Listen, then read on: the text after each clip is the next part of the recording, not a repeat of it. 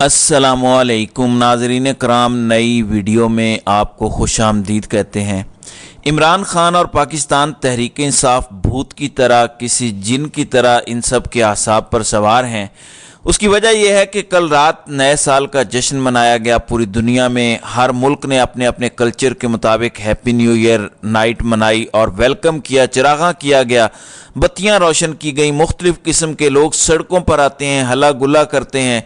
पाकिस्तान में भी इंतहाई महज़ब तरीके से ये रात मनाई जाती है, हैप्पी न्यू ईयर नाइट। लोग नौजवान जो हैं वो सड़कों पर आते हैं, हला गुला करते हैं, खुश होते हैं। लेकिन इस साल दुनिया में सिर्फ एक मुल्क था जहां पे नया साल मनाने पर पाबंदी आयद कर दी गई थी कि हैप्पी न्यू ईयर नाइट नहीं मनानी। लोगों को सड़कों पर आने से मना किया गया। पुलिस ही पुलिस हर जगह पर थी। उसकी वजह क्या थी? उसकी वजह क्या कोई अमन व अमान का मसला था? बिल्कुल नहीं। उसकी वजह कोई इस्लामी शायर पर पाबंदी है? नहीं। क्या ये गैर कानूनी काम है? बिल्कुल भी नहीं। माजी में भी ये रात मनाई जाती रही। लेकिन क्या वजह थी? वजह सिर्फ एक ही थी और वो था बुग़्ज़ इमरान खान और पाकिस्तान तहरीक इंसाफ के लोग निकलेंगे, जो शीले लोग हैं, एक ही बात करेंगे और उनको मौका मिलेगा कि वो आम लिबास में निकलेंगे, सादा लिबास में निकलेंगे, पहचाने नहीं जाएंगे और वो जैसे जमा होंगे वो इमरान खान के हक में नारे लगाएंगे। पाकिस्तान तहरीक इंसाफ के कैदी 804 और कैदी 943 के हक में नारे लगाएंगे। इसलिए पाबंदी लगाई गई, दफ़ा 144 नाफिज की गई। लेकिन इसके बावजूद बात वही है कि सैलाब जब आता है तो फिर कोई उसका रास्ता रोक नहीं सकता। पानी ने अपना रास्ता खुद ही चूज कर लेना होता है और उसको रास्ता मिल जाता है। अब मुख्तलिफ शहरों में खास तौर पर मरी, रावलपिंडी और इस्लामाबाद से जो वीडियोस आई और जिस तरह से लोग निकले जहां जहां उनको मौका मिला, लोगों ने कैदी नंबर 804 इमरान खान जिंदाबाद, वजीर आजम इमरान खान के नारे लगाए।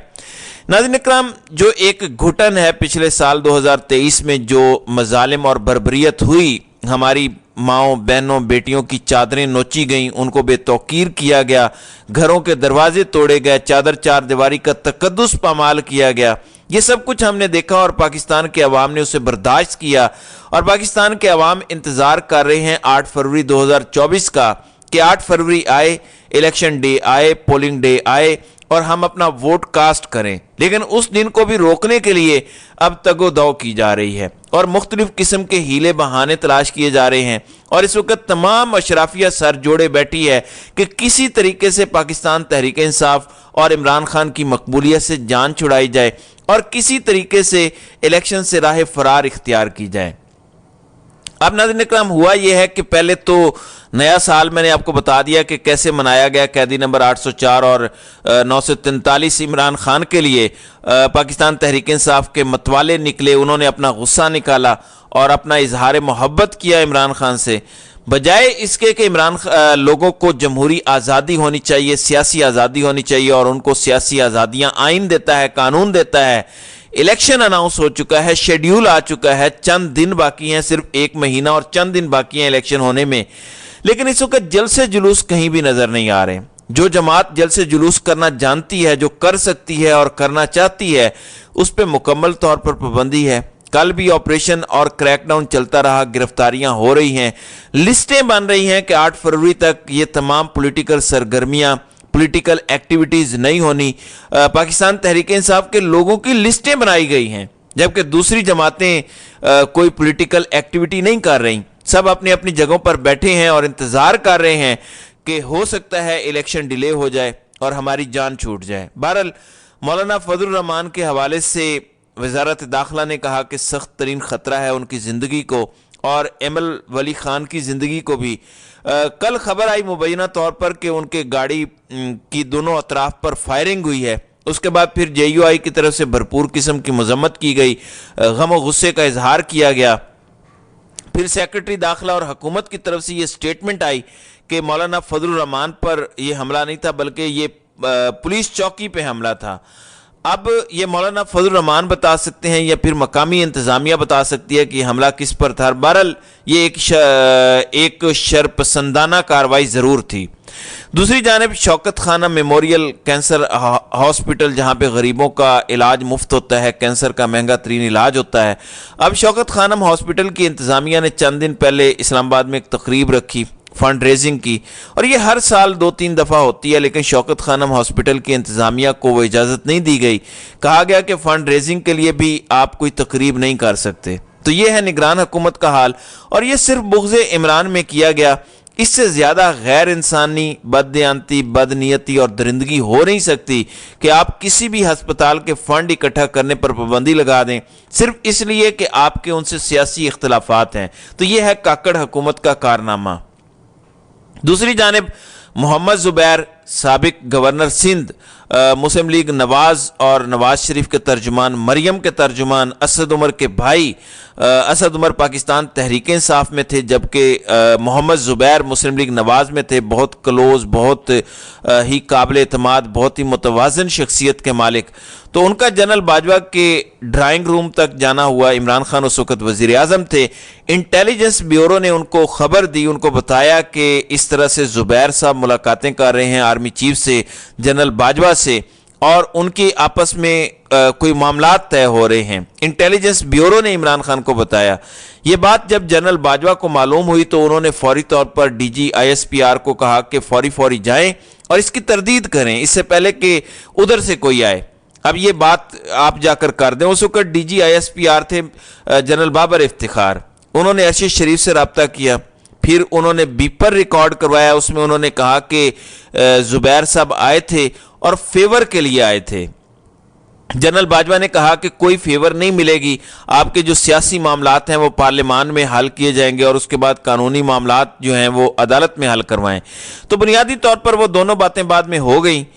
سیاسی معاملات پارلیمان میں حل کروائے گئے, جہاں جنرل باجوہ نے تحریک عدم اعتماد کی صورت میں یہ سب کچھ کروایا, اور قانونی معاملات کو بھی ہم نے دیکھ لیا کہ کس طریقے سے عدالت سے وہ سارے کے سارے کیسز اور مقدمے ختم ہوئے. نیب کے پروسیکیوٹر دوڑ گئے, نیب نے انکار کر دیا, FIA نے انکار کیا, اور اس طرح سے وہ عدالتوں میں معاملات حل ہو گئے. اس وقت اس کی مسلسل تردید کی جاتی رہی جنرل باجوہ کی طرف سے اور نون لیگ کی طرف سے.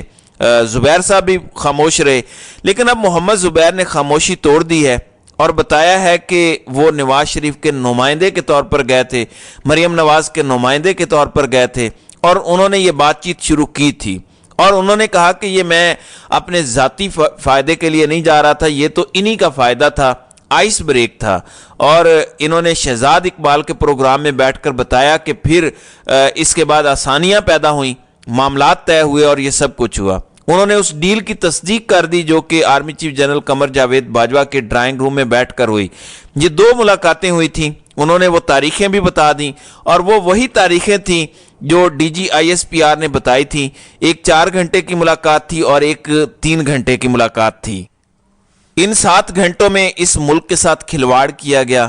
آپ کو معلوم ہے شریف فیملی کا ایک وتیرہ ہے کہ وہ ٹیشو پیپر کی طرح استعمال کرتے ہیں, جب کام پورا ہو جائے اس کے بعد اس بندے کو ایک سائڈ پر بٹھا دیتے ہیں. اسی طریقے سے محمد زبیر کے ساتھ کیا گیا. نہ وہ الیکشن لڑ رہے ہیں, نہ ہی وہ کسی کمیٹی میں ہیں, نہ ہی وہ منشور کمیٹی میں ہیں, نہ ہی وہ پارلیمانی بورڈ میں ہیں.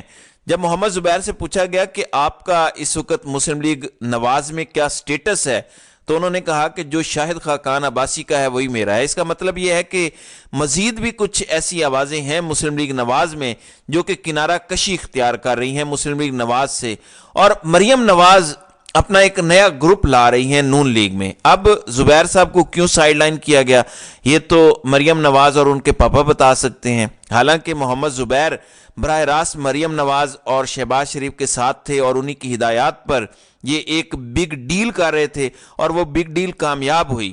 زبیر صاحب نے کہا کہ وہ NRO کامیاب ہوا, معاملات کامیاب ہوئے, اور اس میں ان کا بڑا عمل دخل تھا, لیکن انہوں نے کہا کہ وہ بتائیں گے پھر کسی مناسب وقت پر.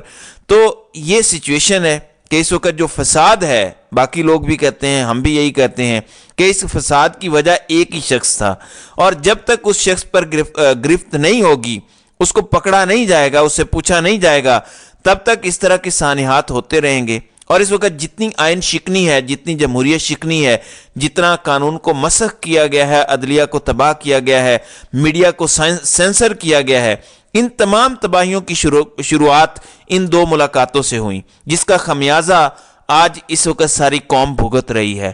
تو ناظرین اکرام، آپ کی اس ویڈیو کے حوالے سے کیا رائے ہے؟ آپ اپنی رائے کا اظہار کامنٹ سیکشن میں ضرور کیجیے گا۔